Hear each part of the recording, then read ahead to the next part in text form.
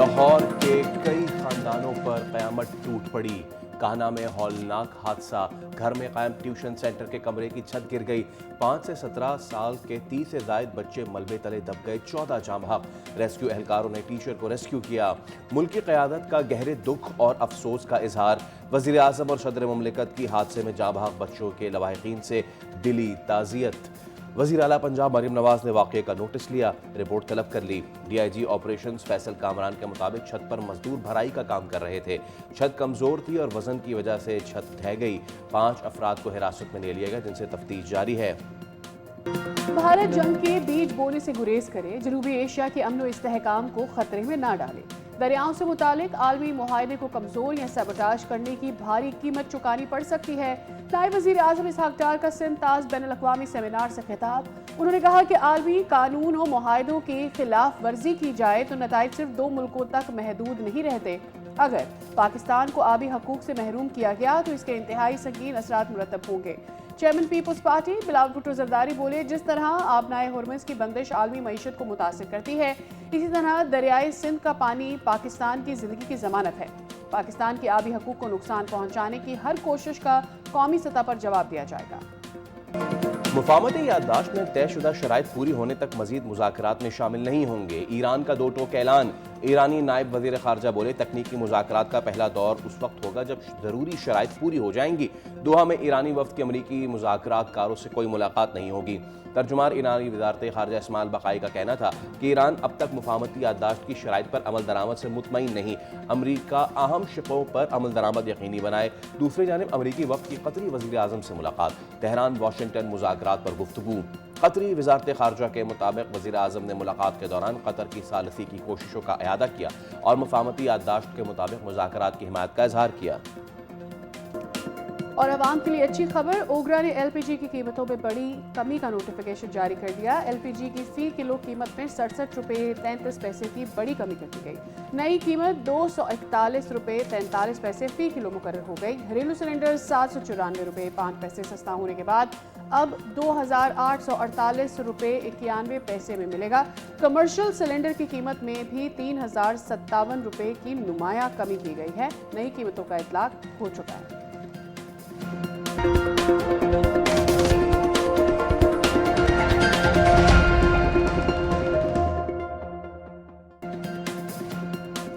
अस्सलामुअलैकुम, खुश आमदीद दुनिया बोल है के साथ मैं हूं सैयद फैसल करीम और मैं हूं सादिया सैमसन। आज हम अपने प्रोग्राम का आगाज़ एक इंतहाई अफसोसनाक और अंधोनाक हादसे की खबर से करने जा रहे हैं।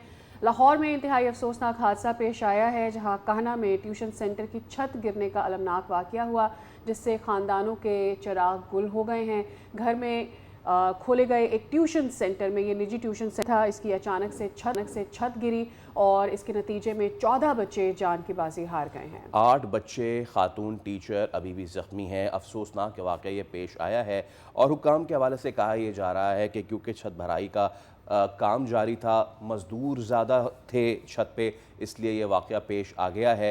तो सबसे पहले तो इस पे ताज़ा तरीन सूरत हाल क्या है, अपडेट्स क्या हैं, मज़ीद कितने ज़ख्मियों को निकाला जा चुका है, वहाँ से हमारे नुमाइंदे अफजाल अब्बासी इस वक्त स्पॉट पर मौजूद हैं, उनसे हम बात करते हैं। अफजाल, अस्सलाम वालेकुम।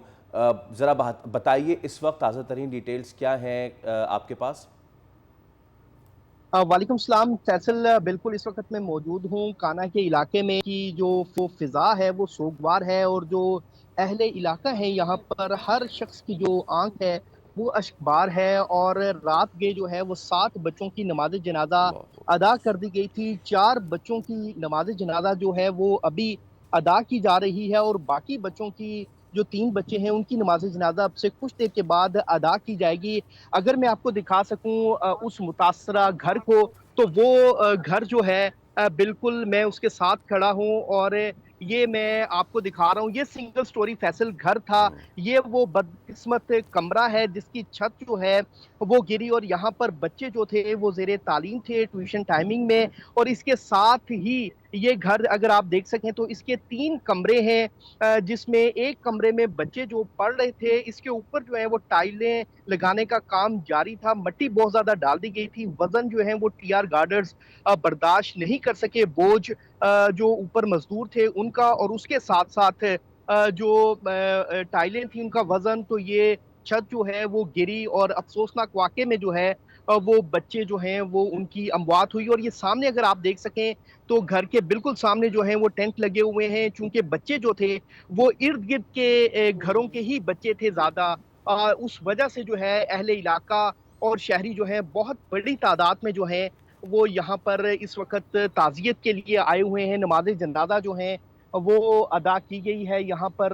रात के 7 बच्चों की, 4 बच्चों की नमाज जनाजा जो है वो अभी अदा की जा रही है। और रेस्क्यू हुकाम का ये कहना था कि कल 4:45 पर जो है उन्हें कॉल जो है वो मौसूल हुई और रेस्क्यू की टीम फौरी यहाँ पर पहुंची, जिसमें 14 बच्चों की जो डेथ थी वो फौरी तौर पर काना के अस्पताल में जब उन्हें मुंतकिल किया गया तो एमएस काना अस्पताल डॉक्टर एहसन का ये कहना था कि उन्हें 14 बच्चे जो हैं वो डेड वहां पर मौसूल हुए अस्पताल इंतजामिया को। और जो 6 बच्चे वहां पे इंजर्ड थे उनमें से एक बच्चा जो है वो इस वक्त लाहौर के चिल्ड्रन अस्पताल में जेर इलाज है। सूबाई ज़ेर सेहत सही। ख्वाजा सलमान रफीक उनको खुद लेकर गए उस बच्चे को, इंजर्ड को। जो टीचर हैं वो इस वक्त लाहौर के जनरल अस्पताल में जेर इलाज हैं। और अस्पताल इंतजामिया का यही कहना है कि जो टीचर हैं और बच्चा है उनकी हालत खतरे से बाहर है, लेकिन एक बहुत बड़ा ट्रॉमा है, वो उस कैफियत से भी गुजर रहे हैं और उनको इसलिए अंडर ऑब्जर्वेशन रखा हुआ है। सही। जो 6 बच्चे दीगर बताए गए हैं उनकी हालत अफजाल बताएगा कि कैसी बताई जा रही है, और ये कि टीचर के बारे में, उनकी सेहत के बारे में क्या बताया जा रहा है, ये घर की क्या डिटेल्स आई हैं, क्या पहले से कमज़ोर थी ये छत, या मज़ीद इस पर काम करने पर ये पता चला कि ये अब ये वज़न नहीं उठा सकती। दूसरे कमरों के भी क्या नुकसान हुआ है, वहाँ भी कोई था क्या? साथिया साथिया देखिए, अगर इस घर के रकबे की बात की जाए तो 6 मरले का ये घर है, सिंगल स्टोरी घर है, 3 कमरे हैं। तीनों कमरे जो हैं वो टीआर गार्डर पे बने हुए हैं। और जो जिस कमरे में बच्चे बैठकर तालीम हासिल कर रहे थे, टीचर भी उनके साथ बैठी हुई थी, उस कमरे के ऊपर जो है छत के ऊपर टाइलें लगाने का काम जारी था। चूंकि टाइलों के नीचे मट्टी डाली जाती है, मट्टी उन्होंने बहुत ज्यादा डाल दी थी, साथ में मजदूर थे, मिस्त्री था, तो वजन जो है वो बहुत ज्यादा था। और टीआर जो है वो उसके साथ जो गार्डर थे वो बोसीदा थे, पुराने थे, वो इतना ज्यादा बोझ जो है वो उठा नहीं सके। उनको इस चीज का अंदाजा नहीं था, ना मजदूरों को, ना मिस्त्री को, और ना जो जो अहले खाना है, टीचर हैं, उन्हें, कि ये इतना बड़ा हादसा हो जाएगा। उनकी लापरवाही की वजह से एक बहुत बड़ा जो सानिया है वो हुआ है, जिसकी वजह से यहाँ की जो फिजा है वो सोगवार है। एक घर बिल्कुल। के 3 बच्चे जो हैं उनकी डेथ हुई है। साथ ही एक दूसरा घर है जिनके 2 बच्चे जो हैं वो इस दुनिया फानी से कूच कर गए हैं और इंतहाई अफसुर्दा हैं जी इस अफ़ज़ाल, जो ओल्ड लाहौर हो गया, इस तरह के इलाके हो गए, वहाँ पे अक्सर जो कंस्ट्रक्शन है सिंगल स्टोरीज़ की वो ये टीआर पुरानी गार्डर पे ही होती है। है। और सो ये कितनी पुरानी कंस्ट्रक्शन थी, सबसे पहले तो ये बताइएगा। और आई डोंट नो कि इस वक्त ये बात बनती भी है कहना ये, लेकिन जो कंस्ट्रक्शन लॉज हैं लाहौर सिटी के, उसमें क्या दर्ज है? क्या टीआर गार्डर की छत जो है वो आप डाल के उसके ऊपर कोई काम कर सकते हैं? आई वंडर के इसके ऊपर ये सिर्फ टाइलें लगा रहे थे या इसके ऊपर कोई और मंजिल खड़ी कर रहे थे? अगर इस हवाले से आप हमें बता सकें। फैसल देखें, चूंकि जो काना का इलाका है ये उस तरह मेन लाहौर में जी। नहीं आता, थोड़ा बैकवर्ड एरिया है। और इस वजह से यहाँ पर उस तरह एसओपीज जो हैं वो बिल्कुल। फॉलो करना शहरियों के लिए, शहरी करते भी नहीं है। और इंतजामिया भी जो है यहाँ पर सुस्ती का मुजाहरा करती है। हालांकि कल के इस वाक़े के बाद सीएम पंजाब ने जो है वो नोटिस दिया है, और उस नोटिस में उन्होंने ये कहा है कि जितनी भी बोसीदा और खस्ता हाल इमारतें और घर हैं उनका एज सुन एज पॉसिबल जो है वो जायजा लेकर एक रिपोर्ट मुरतब की जाए। अगर इस घर की सही। बात की जाए तो ये घर फैसल सिंगल स्टोरी घर था, पुराना घर था। और इस पुराने घर की जो दीवारें हैं, बाकी चीजें, जो बाकी 2 कमरे हैं, उनकी हालत भी कोई इतनी अच्छी नहीं है। और लेकिन चूंकि वो इस जिस कमरे में बैठे हुए थे, इस कमरे के ऊपर ही काम जारी था, जो कि बहुत बड़ी लापरवाही है कि एक कमरा जेर तामीर है, उसी के नीचे आपने रिहाइश रखी हुई है और आप बच्चों को वहां पर पढ़ा भी रहे हैं। तो बहुत बड़ी गफलत थी अहले खाना की, घर वालों की, जिसकी वजह से ये सानिया जो है वो रुनुमा हुआ है। सही। अफ़ज़ाल, मैंने जैसे पहले पूछा कि बच्चों की, जो बाकी बच्चे इस वक्त अस्पताल में हैं, उनकी उम्रें क्या हैं, उनकी हालत क्या बताई जा रही है। बिसाइड्स ये ओल्ड सिटी वाला मामला, जैसे फैसल कह रहे हैं कि it's too early to talk about it because obviously वहाँ पर गमज़दा ख़ानदान हैं और इस वक्त तो उनके साथ इज़हार अफ़सोस करना ज़्यादा ज़रूरी है, लेकिन हम सबको जो असल मुहर्रिकात हैं वहाँ तक पहुँचना भी ज़रूरी बिल्कुल। होते हैं ताकि आइंदा ऐसे वाक़यात ना हो। ये जो ओल्ड सिटी एरिया है, यहाँ पर बहुत सारे घर हैं। आई हैव बीन देयर, जो ऐसे ही रेड जी। ब्रिक्स के ऊपर, ये लाल ईंटों पे बने हुए हैं और उनके गार्डर बहुत पुराने हैं, कई कई साल ये घर पुराने हैं। इनके ऊपर इससे पहले तो कभी कोई रिपोर्ट तैयार नहीं की गई। बिल्कुल सादिया, देखें जो जख्मी बच्चों की पूछी हालत, उसमें से 6 में से एक बच्चा जो है वो इस वक्त लाहौर के चिल्ड्रन अस्पताल में जेर इलाज है, जिसे रात के ही काना अस्पताल से सूबाई वज़ीर सेहत ख्वाजा सलमान रफ़ी खुद लेकर उस बच्चे को लेके गए चिल्ड्रन हॉस्पिटल और वहाँ पर उसको एडमिट करवा दिया गया है। उसकी सेहत है वो अभी अंडर ऑब्जर्वेशन है, डॉक्टर्स ने उसे रखा हुआ है। जो टीचर हैं वो लाहौर के जनरल अस्पताल के साथ एक हॉस्पिटल है, Punjab institute of neuro sciences उसे कहते हैं, क्योंकि टीचर के सर पे भी चोटें आई हैं तो इसलिए वो स्पेशलिस्ट है न्यूरो का वो हॉस्पिटल, तो वहाँ पर जो है वो टीचर को रखा गया है। और इसके साथ साथ जो बात है कि जो लॉ लॉ की इम्प्लीमेंटेशन, तो वो ऑब्वियसली वो ज़िला इंतज़ामिया की और इंतज़ामिया की जो है वो नाअहली बनती है कि वो उस तरह से इस चीज़ को इम्प्लीमेंट नहीं करवाया गया कि जो ज़ेरे तामीर घर हैं उनके अंदर रिहाइश बिल्कुल ओके रखने की अफजल, इजाज़त नहीं दी जानी चाहिए। एक चीज़ मैं आपसे ज़रूर पूछना चाहूँगा। आप यहाँ पे पहुँचे हैं आला सभा, तो आपकी यहाँ पे लोगों से बात हुई है, मैं चाहूँगा उनके तासुरात भी जानना। प्लस ये कि क्या कोई ऐनी, क्योंकि ये तो आन की आन में वाक़या हुआ होगा, इसलिए ऐनी शाहिद का मिलना इसमें शायद बहुत मुश्किल हो। ऐनी शाहिद तो वही होंगे, वो ज़ख्मी बच्चे या फिर वो टीचर होंगे। लेकिन बाहर के जो मोहल्ले वाले हैं, अगर इन्होंने अपनी आंखों के सामने ये मामला होता देखा हो, और फिर रेस्क्यू में भी शायद कुछ परेशानियां ज़रूर दरपेश आई होंगी। जिस तरीके से आप ऊपर से मनाजिर दिखा रहे हैं इस घर के, गलियां भी पतली हैं, निकालने में भी बच्चों को मसला हुआ होगा। अब बिल्कुल फैसल, देखें अगर इस इलाके की बात की जाए तो ये इतना डेवलप्ड इलाका नहीं है, पसमानदा इलाका है शहर का। और यहाँ पर लोगों का जो मियार ज़िंदगी है वो भी इतना बेहतर नहीं है।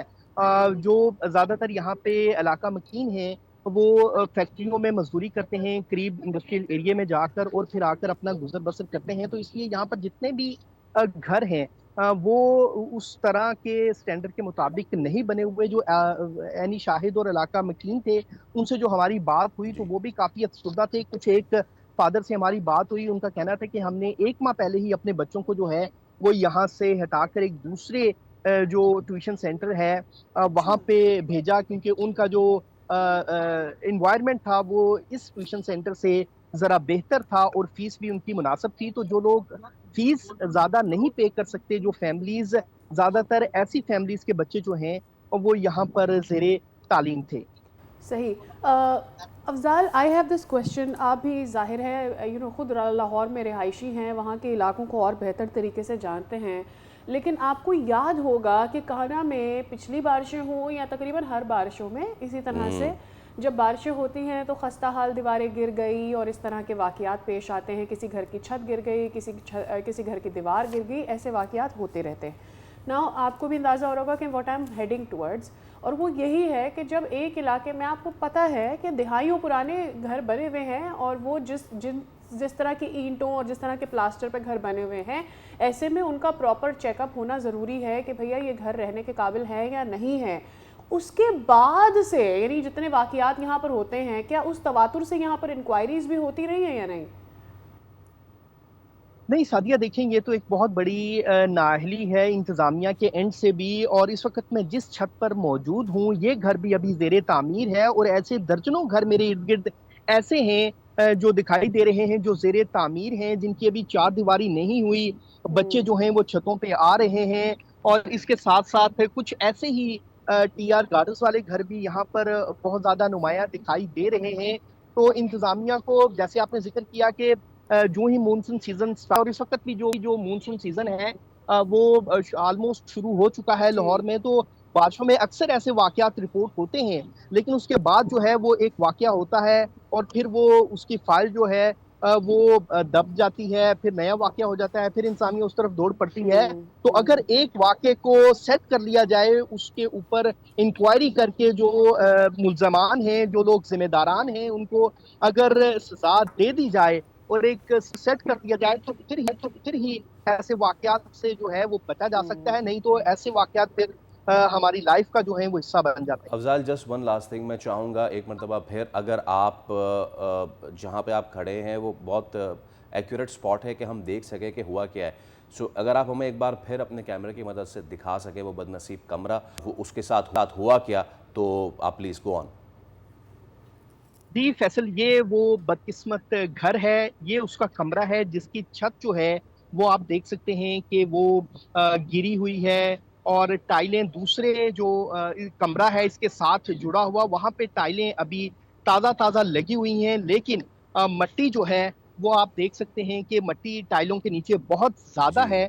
और इसके साथ साथ ये मलबा आगे सहन में भी पड़ा हुआ है। सामने उनके घर के एंट्रेंस के साथ लेफ्ट साइड पे जो है वो बैठक है। बैठक के ऑपोजिट जो है वो वॉशरूम घर का बनाया गया है। और उसके साथ 3 कमरे हैं, जिसमें से इस कमरे में जो बच्चे थे वो जेर तालीम थे। उस ये अगर आप बदनसीब देख कमरे सकें में तो ये बच्चे ज़ेर तालीम थे, जहाँ पे जेर तालीम 14 थे। बच्चे जो हैं वो जहाँ भाग हुए हैं। आप हमें अपडेट कर रहे थे अफजाल, आपसे वक्तन फ़वक्तन अपडेट्स लेते रहेंगे। आज का ये दिन जो है इस इलाके पे बहुत ज़्यादा भारी पड़ेगा। हम देख भी सकते हैं कि किस तरीके से लोग जो हैं यहाँ पे पुरसा करने आ रहे हैं, क्योंकि अहले इलाका के ज़्यादातर बच्चे यहाँ पे थे, तो इलाके की सोगवारी, वहाँ पे छाया सन्नाटा, उसको हम यहाँ महसूस बिल्कुल कर सकते हैं। Our heart goes with all the families जिनका ये बहुत बहुत नुकसान हुआ है। एब्सोल्युटली, जितना भी इस पर इजहार अफसोस किया जाए वो कम है। और ये एक ऐसा अनप्रडिक्टेबल शायद इन लोगों के लिए था, ख़ास करके उन बच्चों के लिए जो वहाँ पर नीचे मौजूद थे।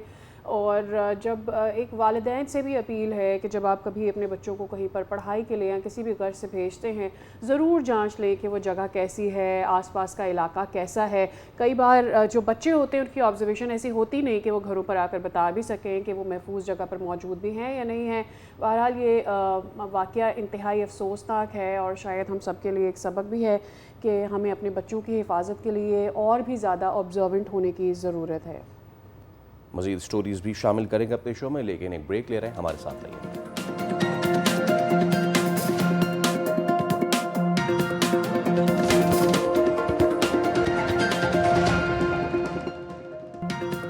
Welcome back again. आप देख रहे हैं दुनिया बोल है और इस वक्त हम बात करने जा रहे हैं पाकिस्तान की जानिब से जो एफर्ट किए जा रहे हैं, जिस तौर से भारत सिंध तास मुआहदे की खिलाफ वर्जियाँ करना चाह रहा है। पाकिस्तान के लिए कुदरती वसीला नहीं है सिर्फ पानी, बल्कि का मामला भी है। इस्लामाबाद में इसी सिलसिले में सिंध तास मुआहदे पर बैनुल-अक़वामी सेमिनार हुआ और इसमें वफाकी हुकूमत ने ये वाज़े किया कि पाकिस्तान हर कीमत पर मुआहदे का तहफ़्फ़ुज़ करेगा और पानी को बतौर हथियार इस्तेमाल करने की किसी भी कोशिश का मौसर तरीके से जवाब भी देगा। और अब इसमें कुछ मुख्तलिफ रहनुमा हैं, उनके चीदा नुकात आपको बता देते हैं। इसहाक डार ने गुफ्तगू की, उनका ये कहना था कि भारत जंग के बीज बोने से गुरेज करे और आबी हकूक़ में कमी की कोशिश की तो संगीन अतरात होंगे। इसके अलावा अता तारण ने भी ये कहा कि पाकिस्तान हर सूरत सिंध तास मुआहदे के तक़द्दुस का तहफ़्फ़ुज़ करेगा और साथ ही साथ उन्होंने भी कहा कि पानी रोकने की किसी भी कोशिश का मौसर जवाब दिया जाएगा। ये एक बहुत बड़ा सेमिनार था, इसमें तमाम पार्टीज़ के रिप्रेजेंटेटिव्स और इंटरनेशनल मीडिया की ह्यूज प्रेजेंस थी। रशियन एनवॉइस था, इसमें इवन चाइना से जो एक बहुत ही मशहूर वहाँ के स्कॉलर हैं विक्टर गाओ, वो भी मौजूद थे। तो अब हम इस पे बात कर लेते हैं और ख़ास तौर पे ये पिछले साल से जब फॉल्स फ्लैग किया भारत ने और उस फॉल्स फ्लैग के नतीजे में मोदी साहब ने जो गीदड़ भपकियाँ दी हैं, वहाँ से लेके अब तक क्या कुछ भारत कर चुका है, पाकिस्तान इस पे क्या कर रहा है। साबिक कमिश्नर सिंध तास मुआहदा जमात अली शाह साहब से आज हम ये जानेंगे। जमात साहब अस्सलाम वालेकुम और बहुत शुक्रिया आपके वक्त के लिए सर। बहुत शुक्रिया जी, मेहरबानी। अच्छा सर, मेरा पहला सवाल आपसे ये है कि ये बात ठीक है कि हमने कल बहुत बड़ी कॉन्फ्रेंस का इनेकाद किया, सेमिनार किया, तमाम तर डिग्नेटरीज बुलाए और दुनिया को ये बावर कराया कि जनाब पाकिस्तान इस मौक़िफ़ पे अटल है। मैं आपसे ये पूछना चाह रहा हूँ सर कि भारत जो अब तक कर चुका है कुछ चीज़ें, उस पे हमने क्या अभी तक बंद बांधा Other है? than having seminars. Data sharing नहीं करता वो, उसने डेटा शेयरिंग बंद कर दिया जिससे पाकिस्तान को नुकसान हुआ है। रिजर्वायर फ्लशिंग उन्होंने की है और नए प्रोजेक्ट्स तेज़ी से बना रहे हैं। मुझे बताइएगा कि ये क्या क्या कुछ भारत अब तक कर चुका है, पाकिस्तान कितना नुकसान उठा चुका है इससे? बहुत शुक्रिया जी। जब से ये इन्होंने टीटी को हेल्ड इन एब्सेंस किया है, उन्होंने दरिया चिनाब चूंकि हमारा बड़ा वल्नरेबल रिवर है, इस पर कोई हमारा डैम नहीं है। जैसे ही पानी इंडिया से ऑक्यूपाइड कश्मीर से पाकिस्तान में दाखिल होता है तो ये सारा मैदानी इलाका है और मराला हेड वर्क्स पर ये पानी जो है ये डिस्ट्रीब्यूट हो जाता है मुख्तलिफ कैनाल्स में, इसी तरह फिर ये नीचे मुख्तलिफ इलाकों को सैराब करता है। अब इंडिया ने जो है इस पर जो कुछ डैम बनाए थे उनमें कोई ज़्यादा कैपेसिटी नहीं है, लेकिन उन्होंने उसमें पानी रोक कर कुछ फ्लशिंग की, यानी कि कुछ पानी रोका फिर एकदम छोड़ा। तो as a matter of fact तो वो ये बताना चाह रहे हैं कि हम पानी का कंट्रोल हासिल करेंगे फ्यूचर में, लेकिन अभी तक तो जाहिर है कि वो कुछ नहीं कर सकते। उनके पास कैपेसिटी इस तरह की नहीं है, ना अभी कैपेबिलिटी है इसको बनाने में। महला उसको कम अज कम 1/2 तो ये उनको ये लगेगा। लेकिन ये इशू हमारे लिए बड़ा सेंसिटिव है कि टीटी को यूनिलेटरली हेल्ड एंड ओबेस कर देना और उसके बाद किसी डाटा की या इंफॉर्मेशन पाकिस्तान के साथ शेयर ना करना, तो फिर हद तक के कोर्ट ऑफ आर्बिट्रेशन के जो डिसीजंस हैं जो हालिया दिनों में आए हैं, न्यूट्रल एक्सपर्ट की जो इसमें चल रही है बातचीत, उसमें भी उन्होंने जाना छोड़ दिया है, वो उसको मानने को तैयार नहीं। वर्ल्ड बैंक के प्रेसिडेंट ने भी कहा कि हेल्ड एंड ओबेस नाम की कोई चीज़ टीटी में नहीं है, सारी दुनिया उनको कह चुकी है। तो मैं समझता हूँ कि ये जो एंडेवर आज के सेमिनार है, ये दरअसल बात शुरू हुई थी कि जब हमारा डेलीगेशन एक गया था यूएसए में और फिर बेल्जियम भी गए, यूरोपियन कमीशन से भी मिले, उसकी ये दूसरी कड़ी है। क्योंकि इंडिया के साथ अगर हमने अल्टीमेट एक जो है रिएक्शन देना है तो लोगों को इंटरनेशनल लॉबी को ओपिनियनाइज करना पड़ता है, इंटरनेशनल लेवल पर एक्सपर्ट्स को बताना पड़ता है कि ये हमारा राइट था। इंडिया ये डिनाई कर रहा है और ये वाटर को वेपनाइज कर रहा है, और वेपनाइज जब करेगा तो that is considered as act of war. तो लिहाजा पाकिस्तान अपनी प्रिपेयर्डनेस जो है वो लोगों को बता रहा है कि हम तो कोशिश कर रहे हैं। जमाती शाह साहब ये बताइएगा कि क्या हम इससे अपनी प्रिपेयर्डनेस कहेंगे या नहीं? अब इस वक्त आप भी ये बात कह चुके हैं, हम भी ये जानते हैं कि इस वक्त चनाब पर बहाव को रोका जा रहा है, उसे कम किया गया है। ये एब्सोल्युटली ट्रुथ है कि वहाँ पर कोई डैम बनाने में, कंस्ट्रक्शन करने में, इस पानी को रिजर्व करने में उनको 10 साल लगेंगे, it will take time. But मेरे ख्याल में अपनी टीन एज से जब से हम पढ़ाई कर रहे हैं, हमें यह हमेशा से खतरा मौजूद था कि भारत हमारे पानी को रोक सकता है, उस पर दबाव डाल सकता है, इस तरह से पाकिस्तान को प्रेशर में ला सकता है। उस वक्त से लेकर अब तक हमने क्या इनफ इकदाम किए हैं इंटरनेशनल जितनी भी ऑर्गेनाइजेशंस हैं उनको इंगेज करने के लिए? बिसाइड्स एक मेरा और शिकवा भी है और सवाल भी है, इसको एड्रेस कर दीजिएगा, वो ये कि अभी से नहीं, इंडिया तो कई 10 साल से हमारे साथ डाटा शेयरिंग उस तौर से नहीं कर रहा जैसे बाय लॉ उसे करनी चाहिए। तो जब ये डाटा शेयरिंग बंद हुई थी उसके बाद हमने क्या इंटरनेशनल मीडिया को या इंटरनेशनल ऑर्गेनाइजेशन को इन्वॉल्व किया था, या अब आकर ये जब इतना संगीन हो गया है मसला और ट्रीटी को मुअत्तल करने का उन्होंने भोंडा ये प्रोपेगेंडा रचाया है, उसके बाद हमने कोशिशें तेज की हैं? आपकी बात कुछ हद तक ये दुरुस्त है, क्योंकि जब ट्रीटी में कोई भी इश्यूज आएंगे, डिफरेंसेस और डिस्प्यूट्स होगी पाकिस्तान और इंडिया के दरमियान, तो उसका एक मैकेनिज्म है, इंस्टीट्यूशनल अरेंजमेंट्स ट्रीटी में दी गई हैं। और आपको मालूम है कि Salal hydro electric plant Chenab पर इंडिया ने बनाया, तो वो इशू जो है 1978 में फॉरेन सेक्रेटरी के लेवल पर रिजॉल्व हुआ। इसी तरह उसके बाद बगलियार न्यूट्रल एक्सपर्ट के डिसीजन पर जो है इस पर खात्मा हुआ, और किशन गंगा पर भी कोर्ट ऑफ आर्बिट्रेशन जो है उसने फैसला दिया था। तो ऐसी बात नहीं है कि पाकिस्तान इस पे कुछ नहीं करता रहा। जो इंस्टीट्यूशनल अरेंजमेंट्स यहाँ पर दी गई हैं वो पाकिस्तान उनको इस्तेमाल करता रहा है। लेकिन जहां तक लोगों का कहना है कि वर्ल्ड बैंक जो है वो गारंटर है, वर्ल्ड बैंक इसमें कोई गारंटर नहीं है। वर्ल्ड बैंक का काम ये था कि दोनों को टेबल पर बैठाकर टीटी करवा देना। उसके बाद ये बायलैटरल टीटी है और पाकिस्तान इसीलिए जो है ये बायलैटरल टीटी अगर इंडिया इंप्लीमेंट नहीं कर रहा तो जाहिर है कि ये फिर एक क्राइसिस पाकिस्तान में जो आएंगे तो उसका खमियाजा तो पाकिस्तान को भुगतना पड़ेगा। और इसीलिए पाकिस्तान ये बावर करवा रहा है इंटरनेशनल कम्युनिटी को। अगर इस तरह की सूरत हाल पैदा हुई तो फिर इससे कम कोई बात नहीं होगी कि ये एक्ट ऑफ वार कंसिडर किया जाएगा। तो मैं नहीं समझता कि इसमें कुछ इस तरह की चीजें जो हैं वो उस लेवल पर नहीं जाती रहीं। प्राइज करते रहे हैं, हर लेवल पर जो है ये चीजें चलती रही हैं, लेकिन इंडिया की जो एक फिलॉसफी है वो सब जानते हैं, भूटान वाले जानते हैं, मालदीव वाले जानते हैं, उनके जितने पड़ोसी हैं वो जानते हैं। और ये जो हिंदुवाता की इनकी जो एक मेंटालिटी है, अब उसको कंट्रोल जो है वो करना, वो जो है वो जाहिर है कि एक तरीकाकार उसके लिए चाहिए होगा। जी ओके, आपने फरमाया कि एक दिहाई तक ऐसा भारत नहीं कर सकता, उसको चाहिए कि वो इतने साल कि वो पाकिस्तान के पानी को रोकने की पोजीशन में आए। मेरा सवाल यह है सर कि हम इस टाइम पीरियड तक क्या करें?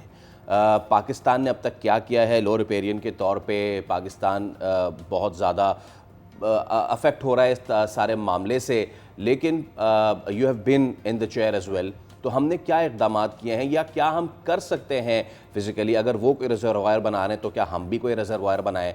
हम कोई रिजर्वायर बनाएंगे तो क्या वो इस लायक होगा कि वो पानी छोड़े तो फिर वो चलेगा? क्योंकि सिर्फ run of the river project पे ही ये मुआहदा है, run of the river project के अलावा फिर आप कुछ नहीं कर सकते। और अगर भारत ऐसा करता है तो फिर हम फिजिकली क्या कर सकते हैं सिवाय सिर्फ एक सेमिनार कराने के? आपने ये दुरुस्त बात की है कि लेट सपोज, मैं अब आपके सवाल को इस तरह लेता हूं कि लेट सपोज अगर कुदरती तौर पर इन दरियाओं में पानी कम हो जाता है तो फिर हमें क्या करना चाहिए? तो मैं समझता हूं कि जो पानी पाकिस्तान के पास आ रहा है, हमें ये देखना है कि हम उसको जुडिशियसली यूज कर रहे हैं कि नहीं कर रहे।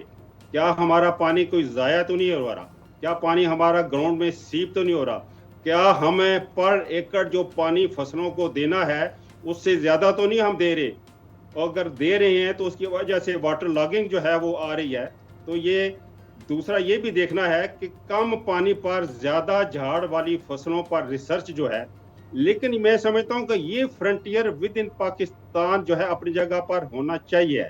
और तीसरा ये है कि काबुल की तरफ से जो दरिया आता है, तकरीबन ये 16 मिलियन एकड़ फीट सालाना पानी लाता है, वहां पर भी इंडिया का असर और रसूख है। उस पर भी हमें नजर रखनी है कि उनके साथ हमने कोशिश की कि बायलैटरल ट्रीटी काबुल के साथ हो जाए, लेकिन उनके सदर जो थे उस वक्त करजई थे जब मैं कमिश्नर था, तो वो उस तरफ माइल नहीं हुए, क्योंकि इंडिया का अभी हाथ वहां पर जो है वो मैं समझता हूँ कि बड़ा स्ट्रांग होल्ड है उनका, और ये सारी चीजों को देखना है। लेकिन मैं ये समझता हूँ कि ये जो कॉन्फ्रेंस जो करना है, लोगों को ओपिनियनाइज जो करना है, ये हुज्जत तमाम करना बहुत जरूरी है। यही लोग कल आर्बिट्रेशन में होंगे, यही लोग आर्बिट्रेशन के सपोर्टर होंगे, यही लोग जो हैं वो साइंटिफिक रिसर्च जो कर रहे हैं ये उनको जो है हेल्प करेंगे। तो अगर ऑलरेडी हमारा केस वहां पर मौजूद होता है कि इंडिया हमारे साथ ज्यादती कर रहा है, तो जाहिर है कि उसका एक अच्छा नतीजा निकलेगा। जी राइट। और इस पे इंडिया को ये भी सोचना होगा कि चूंकि पाकिस्तान वहाँ इंडिया से डाउन स्ट्रीम पर है, लेकिन इंडिया चाइना से डाउन स्ट्रीम पर है, तो वो कितना पानी पाकिस्तान का रोक सकता है? क्या उतना दबाव वो खुद भी किसी दूसरे मुल्क से बर्दाश्त कर सकता है? यानी जमात इरशाद साहब, बहुत शुक्रिया आपके वक्त के लिए। पाकिस्तान जारी है और ऐसे में इंटरनेशनल जितनी भी ऑर्गेनाइजेशन है उनको इन्वॉल्व भी किया जा रहा है ताकि इस मसले को किसी नहज तक पहुँचाया जा सके। इसके साथ ले रहे हैं यहाँ पर एक ब्रेक, हमारे साथ रहिए।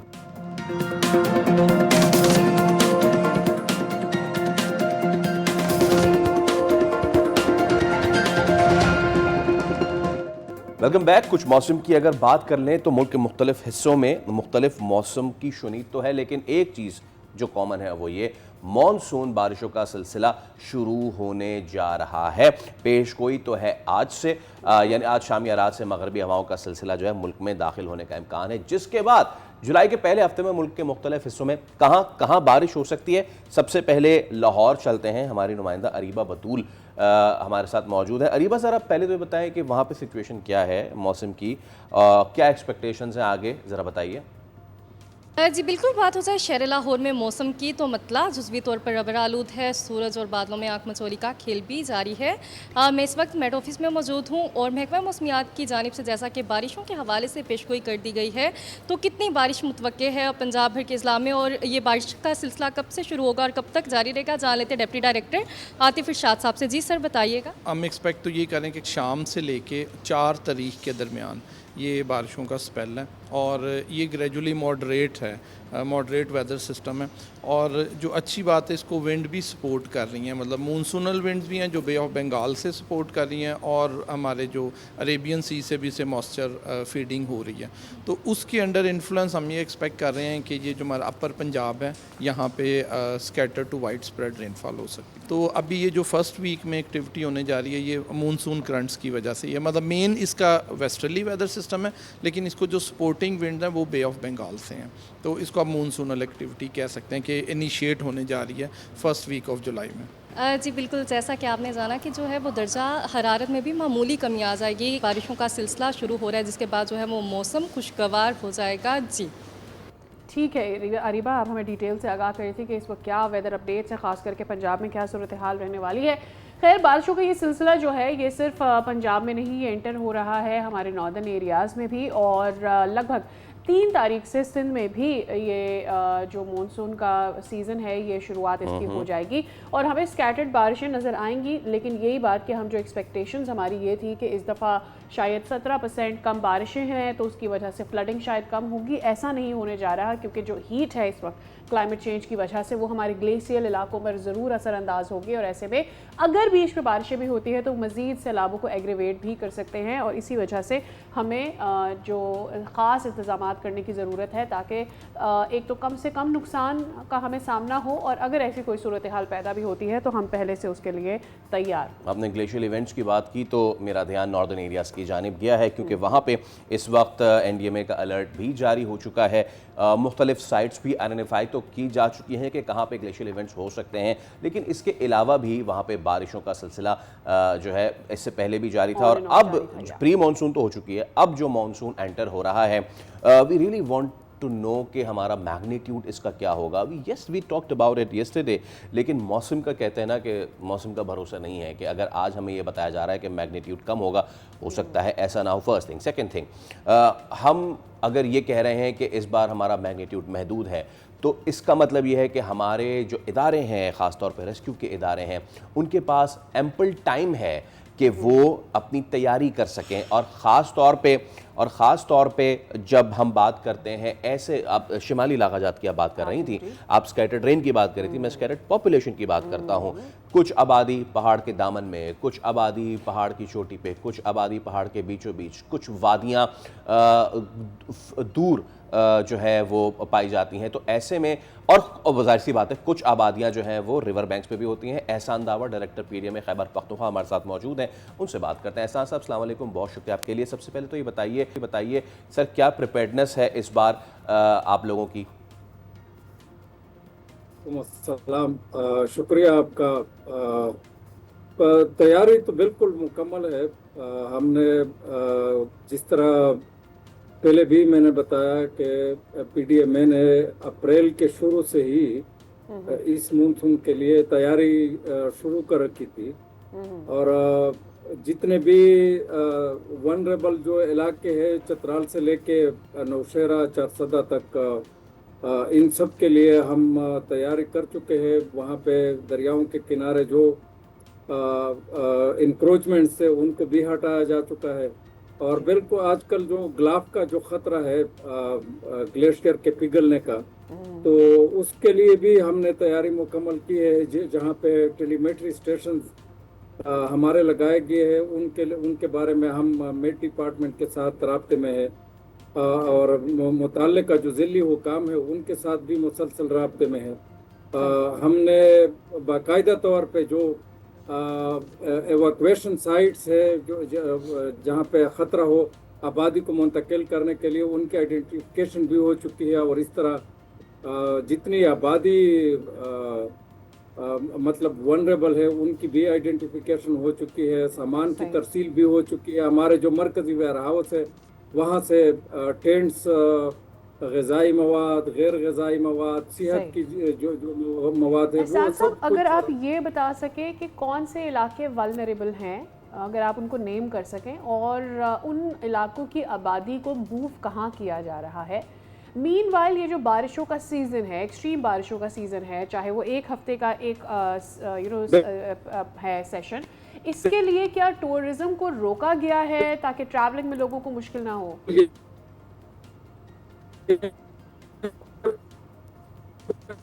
मानसून बारिशों का सीजन है, इसमें हमने आइडेंटिफिकेशन किए, हमारा क्लासिफिकेशन हो चुका है। ये पहले से हमें मालूम है कि अपर चतराल, लोअर चतराल, दीर अपर, कोहिस्तान, स्वात, इस तरह नौशेरा, चारसदा, पेशावर, टांका और डेरा इस्माइल खान ये हाई वनरेबल इलाके हैं जो बहुत SR साथ मौजूद हैं और वो ये कह रहे हैं कि प्रिपेयर्डनेस ज़रूर है खैबर पख्तूनख्वा में, ख़ास करके नॉर्दर्न एरियाज़ में, जो अपर एरियाज़ हैं जो हायर एल्टीट्यूड पर है, वहाँ से लोगों की मुंतकली का सिलसिला भी जारी है, लोगों को आगाह कर दिया गया है। और अगर कोई ऐसी सूरत हाल बनती है जहाँ लोगों को शेल्टर्स प्रोवाइड करने की ज़रूरत पड़ती है, तो ऐसे में शेल्टर्स के लिए और खुराक के लिए भी इंतज़ाम एक और कर लिए गए। बड़ी अहम बात यह है कि हम और आगे चल के हम ज़रूर इस पर फोकस करेंगे कि कुछ ऐसी बेल्ट्स हैं खैबर पख्तूनख्वा में जहाँ आज भी बाबा आदम के ज़माने के पुल, वो जो लकड़ी वाले हैं, वो अभी भी चल रहे हैं। तो हमारा ऐसा क्या मैकेनिज़्म है कि क्या हम सिर्फ रेस्क्यू पे हैं, या जब हम रिहैबिलिटेशन पे जाते हैं तो हम इस पे कोई काम करते हैं? नहीं, मैं कोहिस्तानी पट्टी की ख़ास तौर पे बात कर रहा हूँ। हम एक ब्रेक ले रहे हैं, एहसान दावर साहब हमारे साथ मौजूद है। एहसान साहब का बहुत शुक्रिया। हम एक ब्रेक ले रहे हैं, ब्रेक के उस पर हाजिर होंगे, मज़ीद स्टोरीज़ आपके साथ शेयर करेंगे। स्टे विद अस।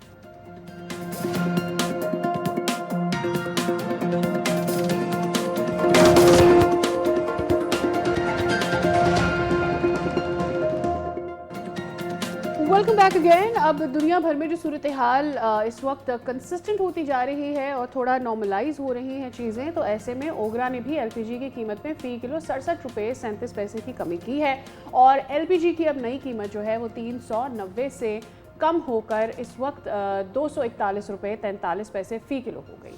लेकिन ये जो 309 से कीमतें कम हुई हैं, इसके कम होने के बाद भी दुकानदार LPG मनमानी कीमत पर फ़रोख्त कर रहे थे और सार्फिन LPG महंगी दामों ख़रीदने पर मजबूर हैं। मुख्तलिफ शहरों में ओगरा के मुकर्रर करदा नर्ख से ज़्यादा कीमत पर LPG फ़रोख्त की जा रही है। ये पहली बार नहीं हुआ, इससे पहले भी ऐसा होता रहा है। तो पहले ज़रा हम कराची का रुख कर लेते हैं, और कराची में हमारे नुमाइंदे साद गुज्जर हमारे साथ मौजूद है। साद, कमी हुई है कीमतों में, लेकिन उसके बाद क्या ये ट्रांसलेट हुई हैं इन दुकानों में, यहाँ तक पहुँची हैं कम होती कीमतें, या यहाँ पे अभी भी उसी तरीके की होर्डिंग चल रही है? देखिए जी, इस वक्त मैं कराची के इलाके ABC लाइन में LPG की एक शॉप पर मौजूद हूँ। नाज़रीन, ओगरा ने एक रेट मुख्तस किए हैं जिसमें उनका कहना है कि जी 308 रुपये और 76 पैसे जो है वो फ़ी किलो गैस बेची जाए, लेकिन उसके बावजूद हम देखते हैं कि शहर में जो गैस की कीमतें हैं वो मुख्तलिफ रेट्स के ऊपर जो है वो बेची जाती हैं। इसके पीछे क्या वजूहात हैं? मेरे साथ एक दुकानदार हमारे भाई मौजूद हैं, उनसे बात करते हैं कि क्या वजूहात हैं, गैस इतनी महंगी क्यों बेची जा रही है, और महंगी अगर बेची जा रही है तो उसके बावजूद भी लोग ख़रीदने पर क्यों मजबूर हैं। सर, जो इस वक्त जो कीमत है, इस वक्त आप कितने रुपए किलो जो यहाँ पर लिख के लगाया हुआ है? 380 रुपये किलो बेची जा रही है। लगाया हुआ है। अच्छा, अगर 380 के हिसाब से मैं बात करूँ तो मैंने जितना अभी तक सर्वे किया है 400, 420 सबसे सस्ती यहाँ पर बेची जा रही है, उस हिसाब से अगर मार्केट रेट की बात कर ली जाए। लेकिन 380 भी गवर्नमेंट रेट के अगर हिसाब से बात कीजिए 72 रुपये ऊपर है, इसकी क्या वजह है? असल बात है, ये बोडकासम और जो आप चौकी में प्लांट है ये ब्लैक में बेच रहे हैं, रेटों में फ़र्क है। फिर ये ईरान से आ रहा है, ये कोई सरकारी रेट है ही नहीं, ना सरकारी रेट को वो लोग देख रहे हैं। आज की बात मैं कर रहा हूँ कि हर प्लांट के अलग अलग रेट है, कोई दे रहे हैं 360 रुपये पे, कोई दे रहे हैं 370 रुपये पे, ब्लैक में लोग बेच रहे हैं। तो इस वजह से न कराची में कोई रेट मालूम नहीं है, कोई 420 भी बेच रहा है, कोई 410 भी बेच रहा है, कोई 420 भी बेच रहा है, कोई 380 भी बेच रहा है। तो सरकारी रेट जो ओगरा का रेट है और ओगरा के रेट पे अगर लोग अमल कर ले तो आगे काम जाएगा, वरना नहीं। जैसे जो आप लोगों की भी ज़ाहिर है एक तंजीम होगी, या जितने भी गैस वाले जो आप लोग हैं, जो कारोबारी लोग हैं, आप लोग ओगरा से कभी रिक्वेस्ट नहीं करते कि आप लोग एक रेट मुख्तस कर देते हैं, उसके बाद आप लोग पीछे से जो होलसेल की जो मामला है वहाँ से रेट क्यों नहीं कम कराते? दुकान पे यहाँ पर आके कैसे लोग कम कराएंगे? जो हमारा यूनियन है, जो हमारे बड़े, इस वक्त अगर वो लोग ओगरा से रिक्वेस्ट कर ले, जब ईरान से जब हमारे गैस आता है वो ओगरा की रेट पे भी नहीं पड़ता है, तो हम क्या रिक्वेस्ट कर ले। बहुत शुक्रिया। लेकिन देखें, ये है वो मुश्किलात, ये हैं वो वजूहात जिसकी वजह से इस वक्त शहर में जो गैस की कीमत हम इतनी ज़्यादा देख रहे हैं, उसकी वजूहात ये हैं। और ओगरा के जिस हिसाब से ये बात बता रहे थे कि जो यूनियन है वो इस वजूहात से बात नहीं करती कि उनका जो रेट है वो इतना ज़्यादा वो कम बताते हैं कि जी इतनी उनकी जो है वो ख़रीद भी नहीं पड़ती। ठीक है, बहुत शुक्रिया साद गुज्जर। आप बात कर रहे थे ये सेलर से और उनका जो मौक़िफ़ है वो भी हमारे सामने आ गया है, लेकिन असल में आवाम को किन मुश्किलात का सामना करना पड़ता है वो कॉन्ट्ररी मौजूद रहती हैं। ऐसे में कराची की आवाम क्या सोच रही है कि LPG प्राइसेस कम होने के बावजूद उन तक ये फ़ायदा नहीं पहुँच रहा। मुख्तलिफ़ शहरों से जो है हमने बात की है लोगों से, उनके क्या तासुरात हैं आपको सुना दें। दे रहा है 470, कोई 80 दे रहा है, कोई 90 दे रहा है, कोई 450। 1 किलो दरवाएँ फिर 600-700 रुपये पकड़। तो फिलहाल 450 430 में बिक रही है। वैसे ये बहुत जुल्म हो रहा है हमारे साथ, आवाम के साथ। रिश्के वाला इतना मजदूरी है नहीं, कमाई है नहीं है, और गैस इतनी महंगी है। वो कब कोई दुकानदार दे रहा है 450 में, कोई 460 में, कोई 420 में, कोई 30 में, सब ने अपने अपने रेट लगाए हुए हैं। गवर्नमेंट कुछ रेट देती है, लेकिन जो दुकानदार है वो अपनी ही मनमानी करते हैं। अगर वो 300 करती है वो 500 बेचते हैं। हुकूमत की तरफ से 300 रुपये होती है गैस, यहाँ इधर 500 रुपये में हो रही है फरोख्त। हमारा घर का खाना भी सिलेंडर के ऊपर ही बनता है। हुकूमत को चाहिए कि गैस की और पेट्रोल की कीमतों को कंट्रोल करें, क्योंकि कंट्रोल होगी तो आदमियों के हालात बेहतर होंगे। अदरवाइज़ अप डाउन होती रहेगी। जब इकानमी जो है ना फ्लो नहीं कर रही तो इनकम लोगों की कैसे बढ़ेगी, अखराजात बहुत ज़्यादा हो जाएंगे। जो है कभी कहीं से 450 मिल रही है, कहीं 420 मिल रही है, कहीं 400 रुपये आज लेके आए। उसका असल रेट तो जो है 308 रुपये 310 रुपये ये रेट है। अब क्या करें बताओ, कहाँ से पूरा करेंगे हम? तो इंतज़ामिया का काम है कि इसके ऊपर जो ओगरा के प्राइस हैं इस पर अमल दरामद कौन कराएगा? इंतज़ामिया कराएगी ना। इंतज़ामिया का तो पता ही नहीं है, वो तो कोई हर कोई मन मर्जी से चल रहा है। 2-3 दुकानों को सील किया, थोड़ी देर बाद खोल दिया। ये है हमारे इंतजामिया काम। दुकानदार चला रहे हैं इस टाइम 420 रुपये किलो LPG, और जब पेट्रोल बढ़ता है तो LPG की कीमत ये इतनी आसमानों में पहुंचा देते हैं। अभी पेट्रोल इतना उतर गया मगर तो मुख्तलिफ शहरों में लोगों की जो परेशानी है वो भी आपने देखी, और ये अगेन पहली मरतबा नहीं है कि ओगरा की जो कीमतें हैं LPG की उस पर ऑफिशियली मिलता ही नहीं है, और हर कोई अपने हिसाब से अपना मुनाफे का मार्जिन उस पर रखता है। परेशानी मुश्किलात की हम बात कर रहे हैं, तो ऐसा कौन सा सेक्टर है कि जो परेशान हाल नहीं है? लेकिन जब बात आती है तालीमी इदारों की और उन पे पड़ने वाले बोझ की, तो मामला जो है वो ख़राब इसलिए नज़र आते हैं क्योंकि ये वो असातिज़ा जो कौम के मेमार हैं, ये वो असातिज़ा जो बच्चों को पढ़ाने पे मामूर हैं, जब इनके मुआवजे अदा नहीं किए जाएंगे, और सादिया ऐसा नहीं है कि ये 1-2 दिन का मामला है, it's been a while now, महीनों से ये असातिज़ा अपने मुतालबात लिए खड़े हुए हैं, लेकिन कोई इनकी सुनवाई नहीं। हद तो ये थी कि पिछले दिनों तो टीचर्स ने इतना एहतजाज किया कि जो VC हैं वो यहाँ से जाने की कोशिश करते रहे, उनका रास्ता रोक लिया, उनकी गाड़ी के नीचे लेट गए। अगेन लेकिन बहुत ही ख़राब सूरत है, नहीं हुआ। एहतजाज अभी भी जारी है। सबसे बड़ी बात जो रहती है वो ये कि जब असातिज़ा की जानिब से एहतजाज किया जाता है तो उसका अफेक्ट किस पर आता है? उसका अफेक्ट बच्चों पर आता है जो कि यूनिवर्सिटीज़ में, कॉलेजेस में, स्कूल्स में तालीम की गर्ज से वहाँ पहुँचने हैं। उनका पूरा सेमेस्टर, उनका साल, इसकी वजह से उनका हर्ज होता है। ऐसे में एक काइंड ऑफ ये रिपल इफेक्ट है जिसको सॉल्व करना बहुत ज़रूरी है। लेकिन इन असातिज़ा के जो मुतालबात हैं वो भी अपनी जगह बचा है। असातिज़ा का ये कहना है कि मुतालबात मंजूर होने तक उनका एहतजाज जारी रहेगा, और हुकूमत और जो हायर एजुकेशन कमीशन है उनकी जानिब से फ़ौरन कहा गया है कि वो मुदाखलत करें, और जो फ़ंड्स इनके रिलीज़ नहीं किए गए हैं, अलाउंसेस इनके रिलीज़ नहीं किए गए हैं, वो जल्द से जल्द रिलीज़ किए जा सकें। डॉक्टर रोशन अली हमारे साथ मौजूद हैं, आप प्रेसिडेंट टीचर्स एसोसिएशन हैं, बहुत शुक्रिया आपके वक्त के लिए। ये एक बहुत ही देरीना मसला है और कई महीनों से ये मसला चल रहा है। ऑब्वियसली जब भी किसी एहतजाज की बात आती है, मुतालबात की बात आती है, तो पहला जो सवाल जहन में आता है वो यही है कि किसी भी ऐसे शख्स से बातचीत हुई है जिसने आप लोगों को यकीन दहानी कराई हो कि आपके अलाउंसेस दे दिए जाएंगे या फिर इस हड़ताल को ख़त्म कर दें और मज़ीद बात आगे बढ़ाई जा सकती है? जी, सबसे पहले तो बहुत शुक्रिया कि आपने हमारे इस मसले को उठाया। देखें, किसी भी यूनिवर्सिटी या किसी की जामिया का जो सरबराह होता है वो बुनियादी तौर पे वाइस चांसलर होता है, और जितने भी मसाइल चाहे इंतजामी हो चाहे माली हो उन्हीं के साथ ही डिस्कस किए जाते हैं, और वो जिम्मेदार होता है कि उन मसाइल को हल करे। जी। इस वक्त जो मौजूदा वाइस चांसलर हैं प्रोफेसर डॉक्टर ज़ाबिता खान शिनवारी, इन्होंने मार्च 2024 में जामिया उर्दू की वाइस चांसलरशिप संभाली।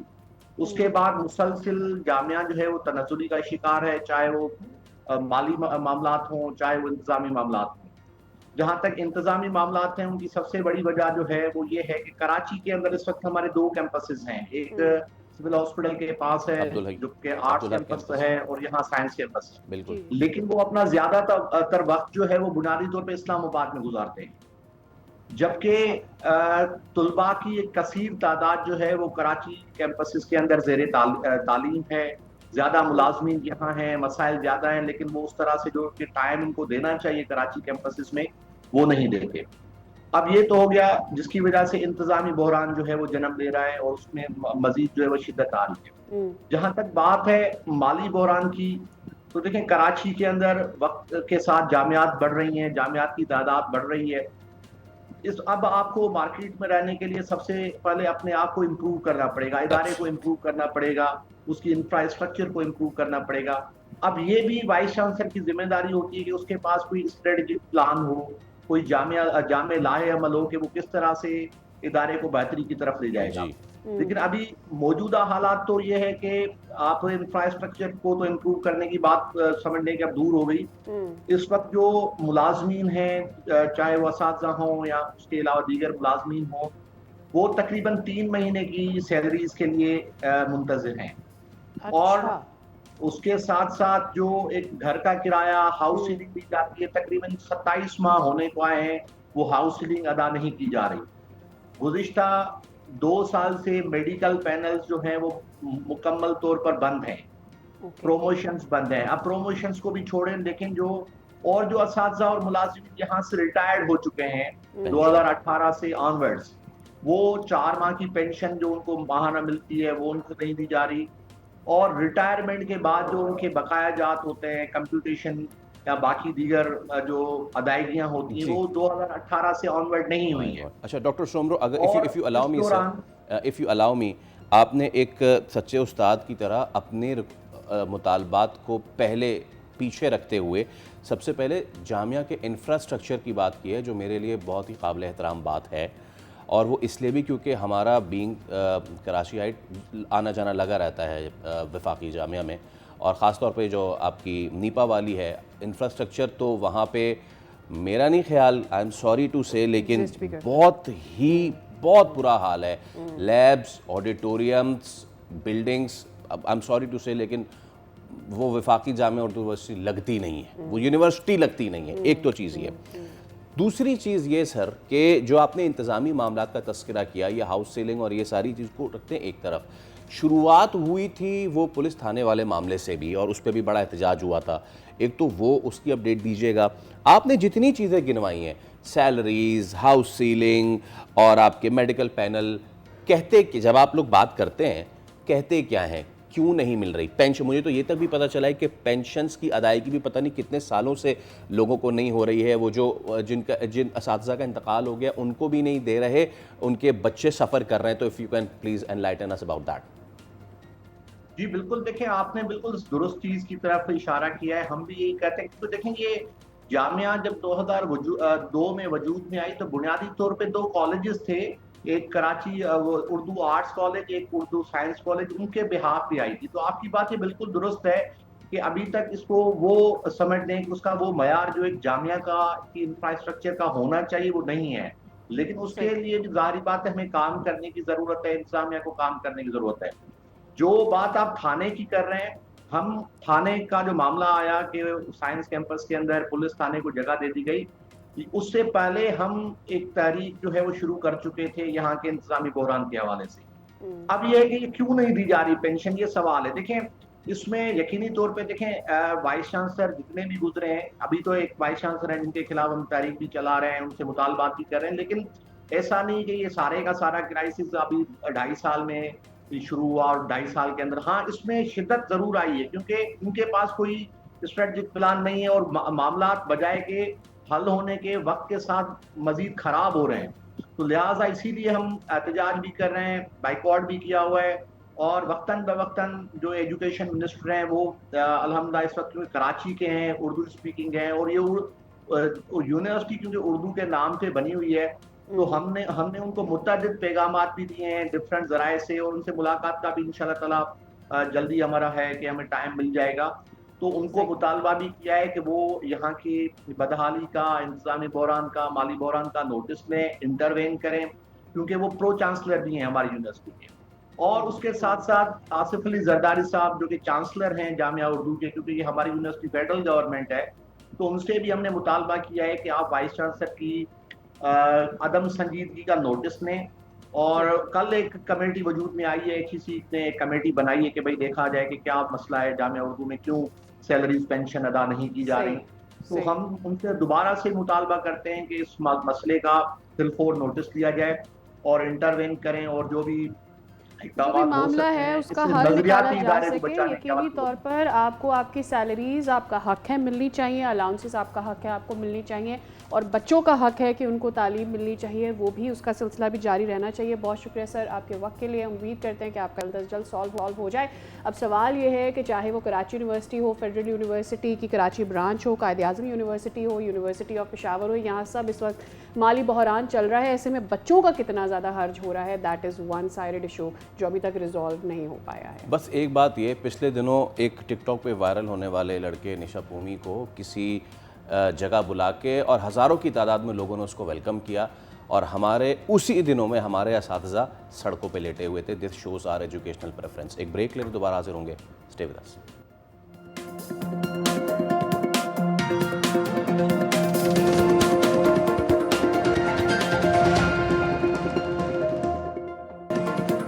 Welcome back again. ब्रेक से पहले अभी हम इसी बात के ऊपर तशवीश का इजहार कर रहे थे कि पाकिस्तान में कई ऐसी यूनिवर्सिटीज़ हैं जहां पर असातिज़ा खुश नहीं हैं, उनके मुआवजे उनको नहीं मिल रहे, जिससे तालीमी निज़ाम मुतासर हो रहा है। लेकिन ऑन वन साइड जहां ये मामलात हैं, दूसरी जानिब हम ये देखते हैं कि हमारी जो यंगर जनरेशन है, जिन स्कूलों में वो बच्चे जा रहे हैं, जब उनकी वेलबींग का ख्याल रखा जा रहा होता है और आलमी मंजरनामे पर पाकिस्तान का नाम उनकी वजह से रोशन हो रहा होता है, तो ये भी हमारे लिए फ़ख्र का बाइस है।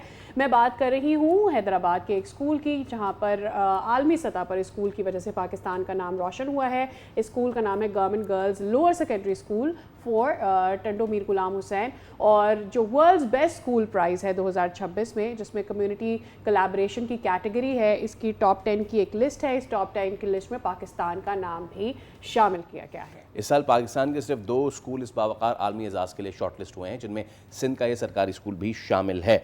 सिंध का सरकारी school, this is the highlight. तो प्रिंसिपल जो हेड मिस्ट्रेस हैं मिस हिरा रफ़ीक हमारे साथ मौजूद हैं। अस्सलाम वालेकुम मिस हिरा, सबसे पहले तो बहुत बहुत मुबारक हो आपको, और दुनिया के 10 बेहतरीन स्कूल्स में नाम आ जाना ये बहुत बड़ी बात है। तो ज़रा मुझे बताइए कि किस बुनियाद पे शॉर्ट लिस्टिंग हुई है, और आप लोगों ने ऐसा क्या किया कि कम्युनिटी कोलैबोरेशन की बुनियाद पे आप लोगों को इस प्रेस्टीजियस लिस्ट में शामिल किया गया? सबसे पहले मैं आपके प्लेटफॉर्म का शुक्रिया अदा करना चाहूँगी कि आपने मुझे मौका दिया कि मैं अपनी आवाज़ या अपनी खुशी का इजहार चैनल के थ्रू कर सकूँ। Head mistress government girls lower secondary school Tando Mir Ghulam Hussain Hira Rafiq, हमने T4 एजुकेशन के प्लेटफॉर्म के तहत वर्ल्ड बेस्ट स्कूल प्राइज़ के लिए अप्लाई किया था 2020 के लिए, और उसके लिए हमने कम्युनिटी कोलैबोरेशन कैटेगरी चूज़ की, और अल्हम्दुलिल्लाह हमारे पाकिस्तान बने। हमने पाकिस्तान का ही नहीं, सिंध के शहर हैदराबाद का नाम रोशन किया, और ये मेरे लिए बहुत बड़ी जो ऑफिसर्स हैं वो सब इस सब का साथ रहा। कम्युनिटी कोलैबोरेशन चूज़ करने का एक मकसद ये भी था कि ये जो जर्नी को उसको मुझे पूरा करने के लिए पूरे 9 साल लगे हैं। मेरी अपॉइंटमेंट 2017 की है, 2017 से लेके स्टिल अब तक मैं इतनी मेहनत करती हूँ और दिल से करती हूँ। तो वो कम्युनिटी का माइंडसेट चेंज करना, अनप्रिविलेज बैकग्राउंड के बच्चे थे, इंफ्रास्ट्रक्चर बेहतर करना, उनको पढ़ाई की तरफ लेकर आना, उनको एंटरप्रेन्योरशिप स्किल देना, इसके बाद उनका इस काबिल हो जाना कि वो डिफरेंट जगहों पर काम कर रहे हैं। तो ये सिर्फ मेरे लिए नहीं, सरदार शाह का इनिशिएटिव जो है पढ़ेगा से लिखेगा से बढ़ेगा से, तो उसके लिए बहुत ज़बरदस्त उन्होंने इनिशिएटिव लिया और वो ले रहे हैं और ऑफिसर्स इस पे काम कर रहे हैं। स्टिल हम भी काम कर रहे हैं कि हमें इस तरह काम करते रहना चाहिए और पाकिस्तान का नाम रोशन करना चाहिए। इतने बड़े बड़े प्लेटफॉर्म्स के लिए हम ये सोचते हैं कि हम सरकारी स्कूल है, हम ये नहीं कर सकते, तो ये कहना गलत होगा।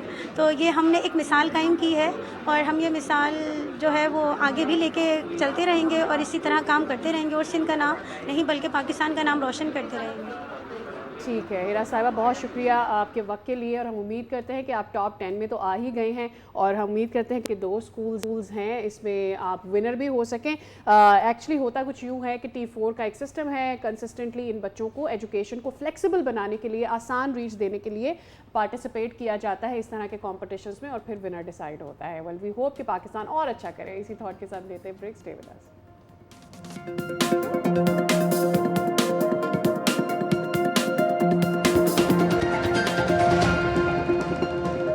As we move forward, world cup भी मूव फॉरवर्ड कर रहा है और बहुत ही ज़बरदस्त।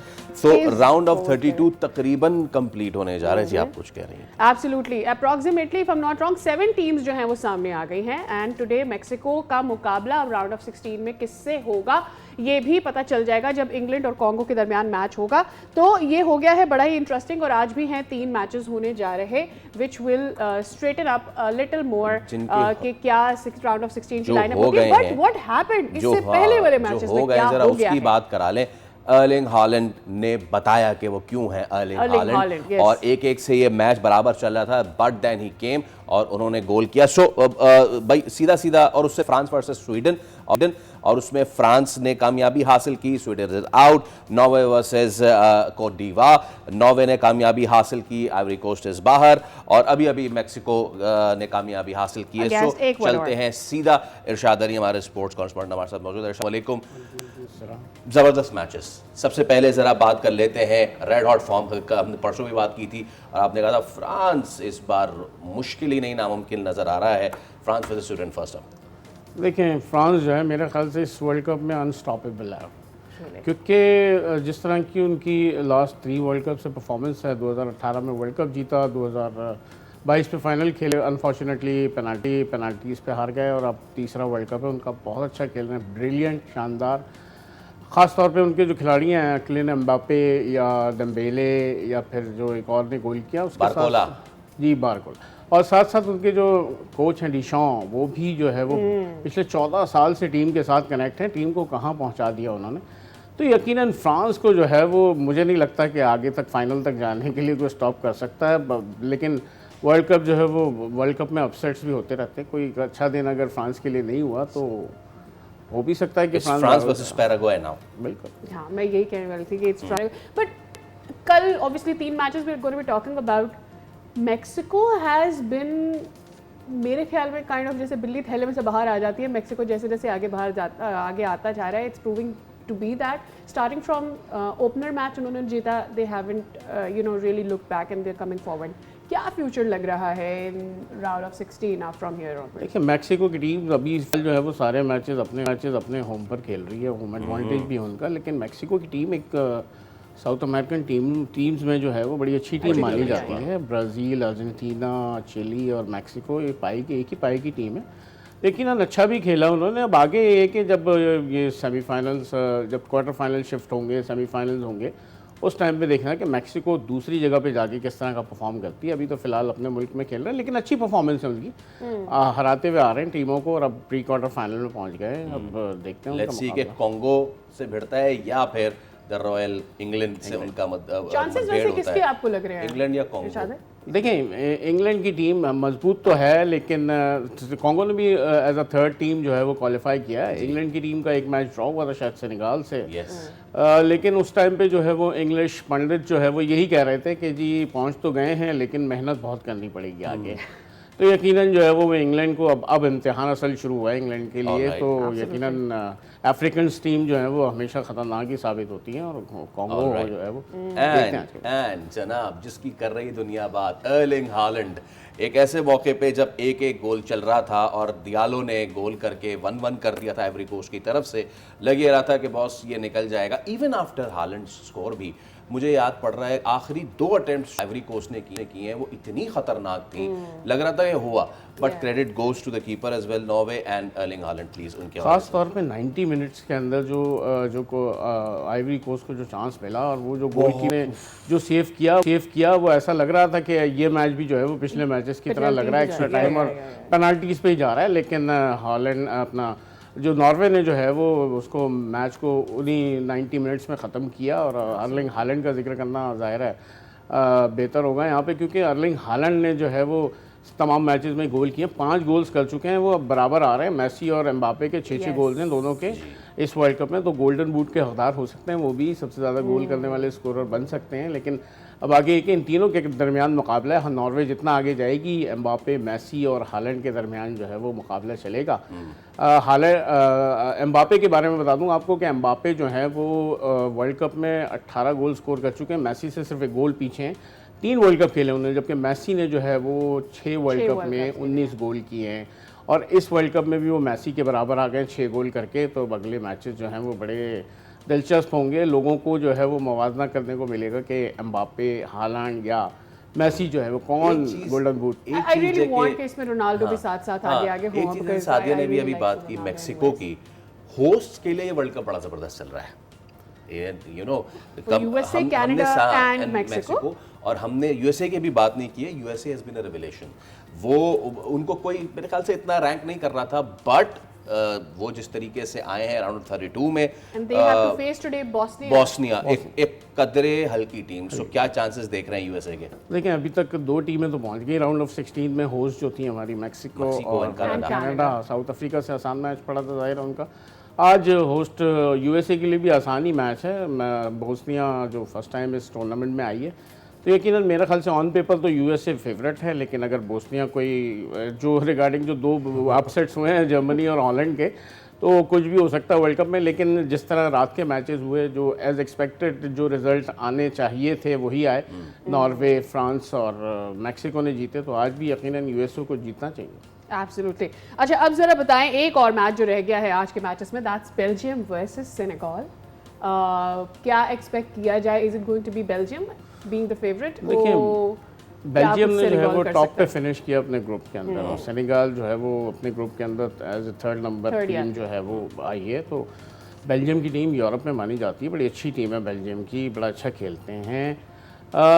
लेकिन साउथ जो अफ्रीकन जो टीम्स हैं वो बड़ी ख़तरनाक साबित हो रही हैं, खासतौर पर सेनेगल याद होगा आपको। जी बिल्कुल यकीनन। तो मेरे लिए बेल्जियम फेवरेट है, ऑन पेपर बेल्जियम फेवरेट है, लेकिन सेनेगल भी जो है वो कुछ भी अनएक्सपेक्टेड हो सकता है, बिल्कुल हो सकता है। अच्छा, हमने अब एक मैच की मैं ज़रूर बात करना चाहूँगा इरशाद भाई, और वी वर ऑल एक्सपेक्टिंग कि नॉर्वे जीतेगा, जीत गया।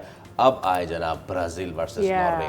Norway when we see a very good midfield, बहुत ज़बरदस्त, वेरी गुड डिफेंस, लेकिन mostly they rely on Erling Haaland as compare to Brazil, जहाँ पे एक वेल नेट, एक वेल जेल्ड टीम नजर आती है।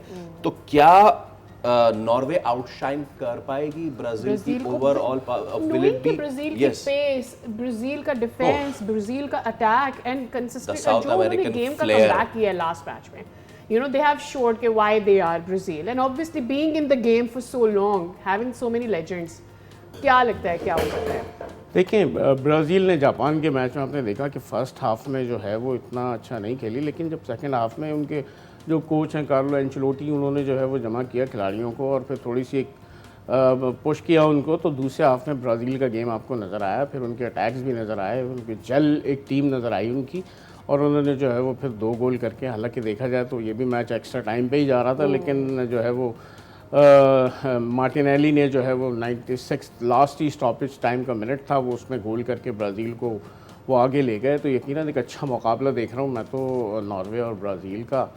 कुछ कह नहीं सकते क्योंकि ब्राज़ील की टीम में भी नेमार शामिल नहीं, हालांकि इंजर्ड है, वो इंतज़ार करते रहे। उनकी इंजरी का क्या अपडेट है सर? क्या वो रिकवर हो पाएंगे इस वर्ल्ड कप में? मैं तो कह रही हूँ कि फर्स्ट हाफ में जो नज़र नहीं आया ब्राज़ील, वो शायद इसी वजह से नहीं आया because Neymar was injured. That's what I feel. देखिए नेमार इंजर्ड तो थे लेकिन इतने फिट थे कि वो पूरा मैच तो नहीं खेल सकते थे, लेकिन मैच जो एज ए सब्स्टिट्यूट जो है वो खेल सकते थे।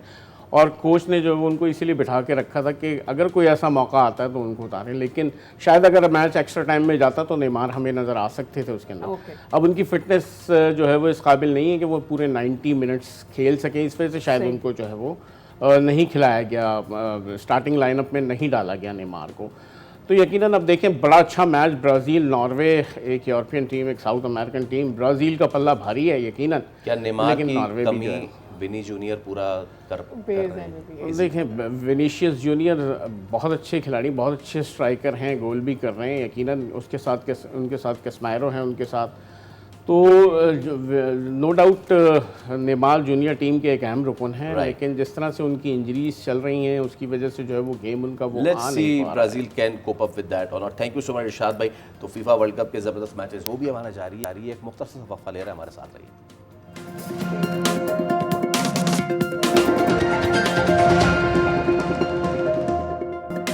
आगे जा रही है तो कुछ मजीद नई चीज़ें सामने आ रही हैं। Well not a very new thing but beat boxing एक बहुत ही मुनफरिद फ़न, और इसमें अब पाकिस्तानी भी आगे जा रहे हैं। So today we have got a very special guest, और उनको इंट्रोड्यूस मैं कराता हूँ। We have got Shahryar Amjad जो कि बीट बॉक्सिंग चैम्पियन है from Pakistan. This is the highlight. Shahryar, hello, अस्सलाम वालेकुम, thank you so much for coming. Walaikum salam. Glad to be here. Please tell us about the championship. कहाँ ये हुई थी and how did you win it? So these battles happened in 2022 in Karachi Art Council, where I won the title of vice champion. And also there's been like online battles on Discord platform. So like in 2021, 2022, where the whole championship happens. So वहाँ पे I just won these titles. Like 20 years old beatbox champion. Right. Since you are here और हम इस opportunity को बिल्कुल ज़ाया नहीं होने देंगे, वी वुड रियली लाइक कि अगर आप अपनी बीट बॉक्सिंग का कोई पीस हमें सुना सकें। Yeah, absolutely. So let me tell you one thing. Yeah. Everything you're about to hear is 100% human voice. Obviously, yes. We know. ये तो हमें अपने व्यूअर्स को बताना चाहिए कि हम यहाँ पर हैं और ये हम आपको बता देते हैं। Yes, हमने देखने वाले को बता दिया। मौजूद नहीं है। Every sound that you're going to hear from now is very natural. So it's like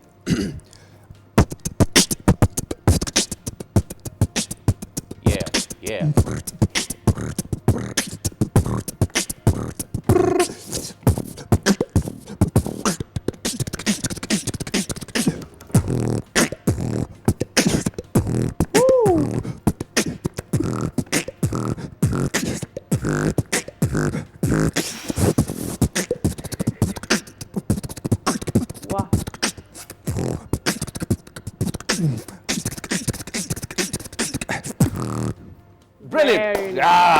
Outstanding. You know, पूरी दुनिया में ये pack max and the loop station category में incredible and Jalad, everyone is doing so ज़बरदस्त। हम beat boxing में पाकिस्तान में how is the talent? We know the champion talent हमारे साथ में बैठा है। Apart from you, who are the other people who are doing it? How is the talent here in Pakistan? Like it's very like a short community. Like we are exploring and like every single month we are like finding new beatboxers. We have like a small cult where we do the events and all, so we gather around. तो सारे वहीं पे आते हैं। तो फिर ये कि we do it our own self, like to promote this beatboxing thing and hip hop dance culture and all. So it's a very like short community, but we are growing so far. मैं शहरयार यही बोलने वाली थी कि number of people I follow, और उसमें मैं देखती हूँ कि एक छोटा सा ग्रुप है जहाँ पर आप लोग सिर्फ हिप हॉप नहीं है, बीट बॉक्स नहीं है, डांस एंड ऑल दैट इस तरह भी हो रहा होता है। बट देन मुझे ये बताएं कि ये कितना फ़ायदेमंद है to have this little community to promote your own talent around the world. It's like a fun thing. So if we see अगर हम worldwide देखें तो there's been like a huge battleship where we are presenting our country, and there is a really good talent in Pakistan as well, but I don't know why they didn't go to global present Pakistan. Yeah, that is my next question. Do you have any ambitions के आप जाएं compete करें? कितना मुश्किल है, कितना आसान होगा as a Pakistani globally compete करना? Of course, why not? I would love to go and present Pakistan myself, and there's a lot of other beatboxers as well who would love to go and represent their country, like the others are doing the same. So looking forward to it. All right. Okay, so we have got just 30 seconds. हम अब अपने show के इख्तिताम की जानिब जा रहे हैं. So we'll just do the closing and then it will throw to you with that closing line and then you do the beatboxing. So 3, 2, 1. मेहनत करोगे तो मिलेगा फल. आपसे मुलाकात होगी हमारी अब कल.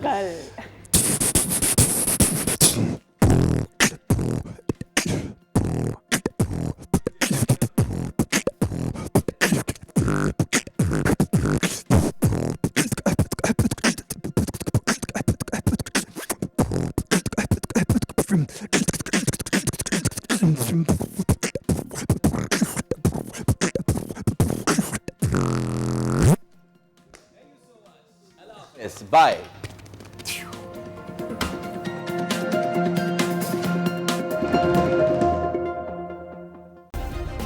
सब्सक्राइब करें और बेल दबाएं ताकि कोई खबर रह न जाए।